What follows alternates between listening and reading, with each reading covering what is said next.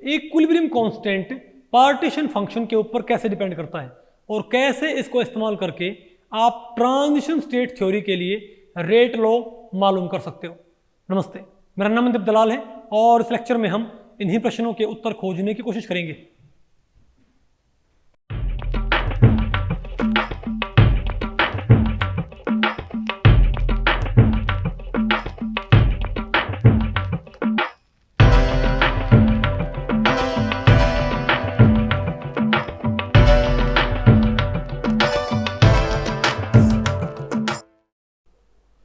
Okay, अब बताओ मैं क्या पढ़ना है भाई? Transition state theory using statistical thermodynamics. तो भाई इस टॉपिक को हमने टोटल 2 सेक्शंस में डिवाइड किया हुआ है, ठीक है। पहले हम क्या पढ़ेंगे? Brief introduction to transition state theory, और फिर हम क्या पढ़ेंगे? Rate law in terms of partition function for transition state theory, ठीक है। ओके, तो पहले हम क्या पढ़ते हैं? Brief introduction to transition state theory. तो आपको पता होगा भाई, ये आप ऑलरेडी केमिकल काइनेटिक्स में पढ़ चुके हो, है ना। एक हमारे पास क्या होती है? एरी-हेनिस थ्योरी। लेकिन आपको पता है एरी-हेनिस इक्वेशन क्या होती है भाई? ज़्यादातर किसके ऊपर बेस्ड है? एक्सपेरिमेंटल डेटा के ऊपर बेस्ड है, इजंट इट। थ्योरेटिकल हमारे पास 2 स्टडीज़ थी, कौन कौन सी? एक तो क्या थी? रेट ऑफ रिएक्शंस के लिए आपके पास 2 स्टडीज़ थी, कौन कौन सी? एक तो थी एब्सोल्यूट रिएक्शन रेट थ्योरी, या भाई ट्रांजिशन स्टेट थ्योरी, या एक्टिवेटेड कॉम्प्लेक्स थ्योरी, है ना। और दूसरी कौन सी थी? Collision theory. याद है कुछ आपको? तो भाई, और आपको पता है कोलिजन थ्योरी से बेटर रिजल्ट किसने प्रोवाइड किए थे? ट्रांजिशन स्टेट थ्योरी या एक्टिवेटेड कॉम्प्लेक्स थ्योरी ने, इजंट इट। अब आपने ये जो ट्रांजिशन स्टेट थ्योरी है ये किस में कन्वर्ट करनी, बताओ? बोलो भाई, ये ट्रांजिशन स्टेट थ्योरी आपने भाई किस में कन्वर्ट करनी है? बोलो भाई। सॉरी, ये ट्रांजिशन स्टेट थ्योरी आपने भाई किसकी टर्म्स में एक्सप्लेन करनी है? इन टर्म्स ऑफ पार्टीशन फंक्शन। समझ गए बात? तो आपको पता भाई ट्रांजिशन स्टेट थ्योरी का एक सिंपल तरीका ये होता है, ये थ्योरी क्या मानती है कि हमारे पास जो रिएक्टेंट हैं ए प्लस बी, हमारे पास भाई 2 रिएक्टेंट्स हैं ए प्लस बी, तो सीधे फाइनल प्रोडक्ट नहीं बनाते।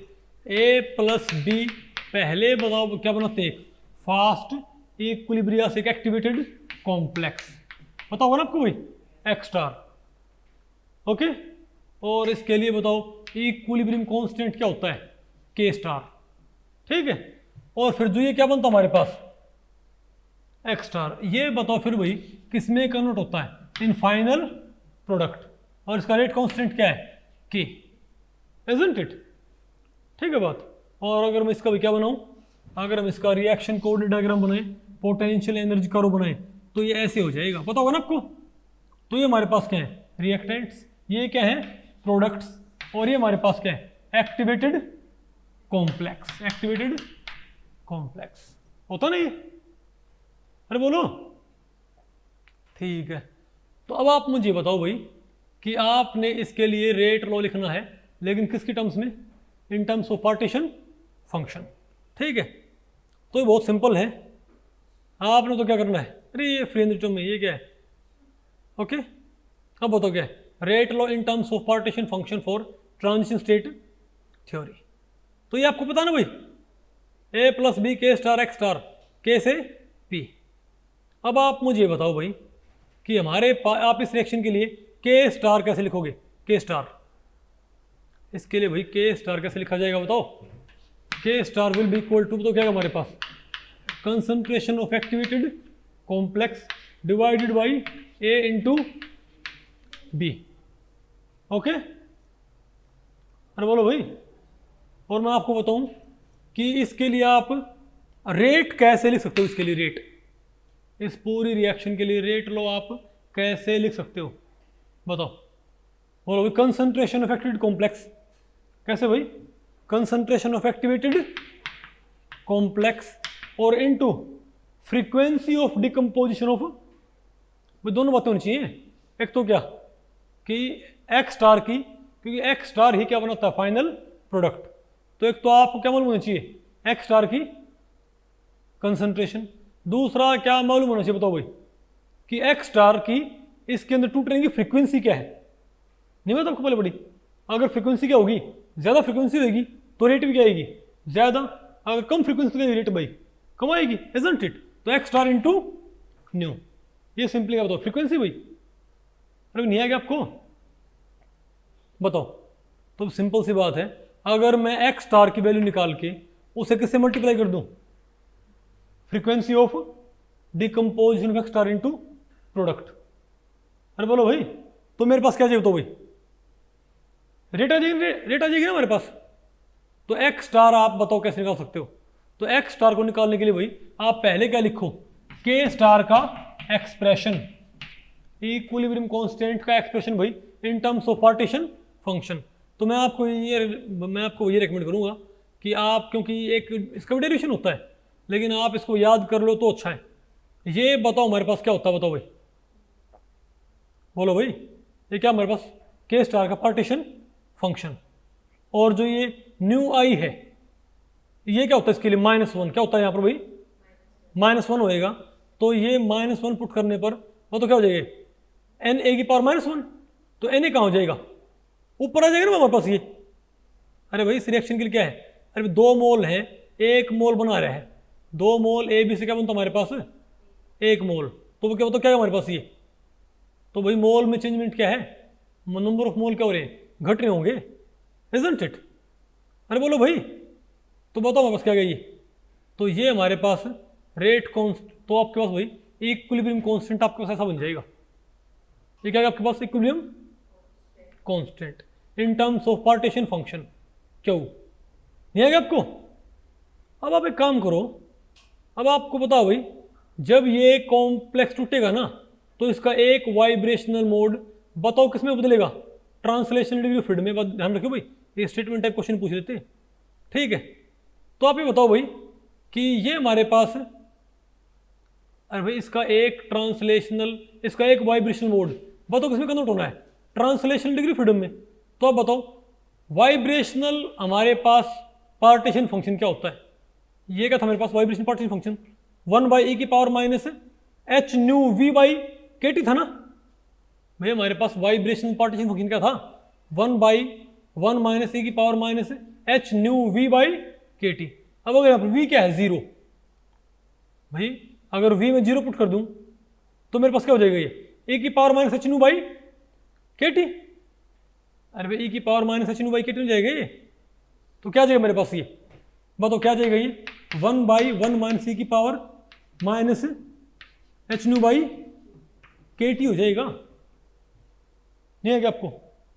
अब बताओ आप e की -x को, e⁻ को आप कैसे एक्सपेंड कर सकते हो, बोलो भाई। आप इसको भाई एक्सपेंड नहीं कर सकते क्या, बोलो भाई, e की x को आप एक्सपेंड नहीं कर सकते क्या। तो आपने इसको क्या करना, एक्सपेंड करना है, तो क्या हो जाएगा, तो ये e⁻1 h new by K T क्या हो जाएगा, तो 1 क्या हुई, 1 प्लस e की h new by K T, 1 से 1 क्या हो जाएगा, cancel, h new by K T क्या हो जाएगा, फ्लिप हो जाएगा। बताओ मेरे पास क्या बन जाएगा, ये के टी बाई एच न्यू आ जाएगा। अब ये बताओ भाई, आप कंप्लीट पार्टीशन फंक्शन ऐसे लिख सकते हो, क्यू स्टार भाई, यहाँ पर क्यू स्टार ऊपर है, यहाँ पर तो क्यू स्टार क्या है, नीचे। अरे बोलो भाई, मतलब अरे भाई आप सिंपल बात ये है, आप इसको आप इसकी वैल्यू पुट कर दो, आपने जो ये हमारे पास का था v बराबर 0 वाले को आप यहाँ पुट कर दो, के टी बाई एच न्यू, और ये मेरे पास क्या जाएगा, बोलो भाई इसका कंप्लीट पार्टीशन फंक्शन। अब बताओ क्यू स्टार बाई v की वैल्यू मेरे पास क्या आएगी, कहाँ गया, ये आएगी। अरे भाई हमारे पास क्यू स्टार बाई v की वैल्यू क्या, ये आएगी ना। अब आप ये बताओ कि हमारे पास मेन इक्वेशन कौन सी थी, नहीं ये बताओ आप मेरे पास भाई, हमारे पास रेट की मेन इक्वेशन क्या होती है, ये होती है ना भाई, कौन सी, हमारे पास रेट की मेन इक्वेशन ये होती है। तो यहां से आप एक्स स्टार की वैल्यू निकाल सकते हो क्या भाई, यहां से आप एक्स स्टार की वैल्यू निकाल सकते हो क्या, कैसे, ए और बी को क्या करो, ए और बी को मल्टीप्लाई कर दो, तो मेरे पास किसकी वैल्यू जाएगी, एक्स स्टार की वैल्यू जाएगी भाई। तो एक्स स्टार की वैल्यू आप यहां पुट कर दो, तो एक्स स्टार की वैल्यू में क्या क्या होगा, ए बी होगा, बी बी और क्या होगा, के स्टार, और के स्टार की वैल्यू पार्टीशन फंक्शन टर्म्स में है, वो ही पुट कर दो। अरे भाई रेट क्या होगी, x star into frequency of decomposition, isn't it? अरे बोलो। तो आपने करना क्या है, एक्स स्टार यहां से निकाल के पुट कर दो, तो इस फॉर्मूले में कौन आ जाएगा, के स्टार आ जाएगा ना, के स्टार। और के स्टार की वैल्यू आपके पास किसमें है, इन टर्म्स ऑफ पार्टीशन फंक्शन, वो यहां पुट कर दो। थोड़ा क्या करो उसको फिर सोल्व करो, नहीं है क्या आपको? तो आपके पास फाइनली आप याद रखियो भाई, बात यह है आपने ये वाला फॉर्मूला याद रखना भाई। कौन सा, ये फॉर्मूला क्रैम कर लियो भाई एग्जाम के लिए, नहीं आपको? बताओ कौन सा फॉर्मूला, बोलो भाई, ये वाला फॉर्मूला है नहीं आपको, ये बताओ। तो R T by H E की power minus delta U R T Q star by, बात आपको पहले पड़ी। तो आप ये बताओ भाई, अब इस फॉर्मूले को आप एक बार कंपेयर करिए किससे, एरी हेनिस इक्वेशन से। एरी हेनिस इक्वेशन बताओ क्या होती है? अरे भाई आप ये बताओ, एरी हेनिस इक्वेशन क्या होती है?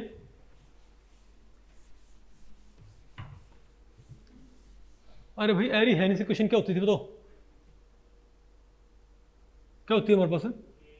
अरे भाई रेट क्या होता है, हमारी रेट क्या होती है, के ए बी होता होगा, इजंट इट? तो आप इस रेट लॉ को कंपेयर करिए भाई आप इससे, जनरल रेट लॉ से। तो यहाँ ए और बी, यहाँ और बी, तो ये सारा मेरे पास क्या आ गया, के। तो मेरे पास के की वैल्यू क्या बन रही है, ये सारी की सारी बताओ मेरे पास क्या बन रही है? अरे भाई इसमें भी क्या है, ए और बी। जनरल रेट लॉ में क्या होता है, आर इज इक्वल टू के इंटू ए इंटू बी। यहां बताओ क्या है, आर इज इक्वल टू, अरे भाई ये वैल्यू इंटू ए इंटू बी।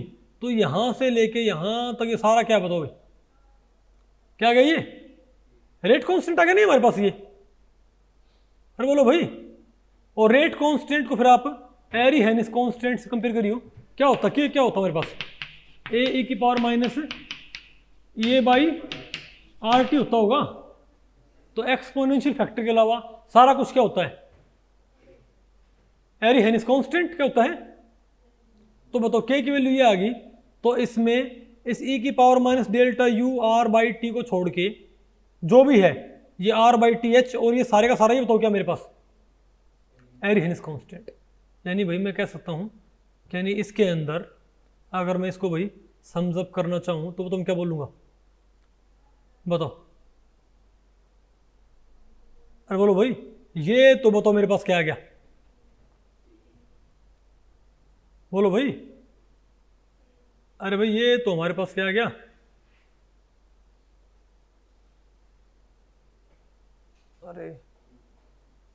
अरे भाई इसमें ये तो क्या है, इसमें ये तो बताओ क्या आ गया हमारे पास, क्या आ गया ना, ठीक है, इजंट इट? ओके। और ये बताइए भाई, और ये वाला पोर्शन और ये वाला पोर्शन मिला के बताओ क्या है मेरे पास, ये आ गया ना आपको ये, बस इतना काफी है। अरे नहीं आएगा आपको? तो ये फॉर्मूला आपको याद हो गया भैया, ठीक है। अब ये बताओ भैया आप, देखो अगर मैं आपको तो यहाँ आपने यहाँ से क्या करना है, एक तो आप इक्विलिब्रियम कांस्टेंट याद कर लियो, और एक सिर्फ एक फॉर्मूला याद कर लियो, कौन सा, आर वाला। क्योंकि आपको आर वाला फॉर्मूला याद है तो आपको ऑटोमेटिकली क्या याद बताओ भाई, के बी और एरी हेनिस कांस्टेंट भी, इजंट इट? अब बताओ भाई, ये क्वेश्चन आ रखा है नेट में, part C sorry IIT GATE में आ रखा है 2013 में, ठीक है। ये कहता है कि पार्टीशन फंक्शन की टेम्परेचर डिपेंडेंस दे रखी भाई, बताओ ट्रांसलेशनल फंक्शन की बताओ क्या है, 3/2। वाइब्रेशनली क्या है, ये कहता है ट्रांसलेशनल कैसे डिपेंड करता है, 3/2 पे। वाइब्रेशन कैसे डिपेंड करता है, अरे भाई बताओ ट्रांसलेशनल का क्या है, इसने क्या बोला भाई, क्यूटी क्या करता है, क्यूटी बताओ भाई, ट्रांसलेशन क्या है 3/2 पे है। और क्यू वी क्या है, ट्रांसलेशन 0 पे। फिर कहता है क्यू आर कैसे डिपेंड करता है, क्यू आर बताओ क्यू आर कैसे डिपेंड करता है?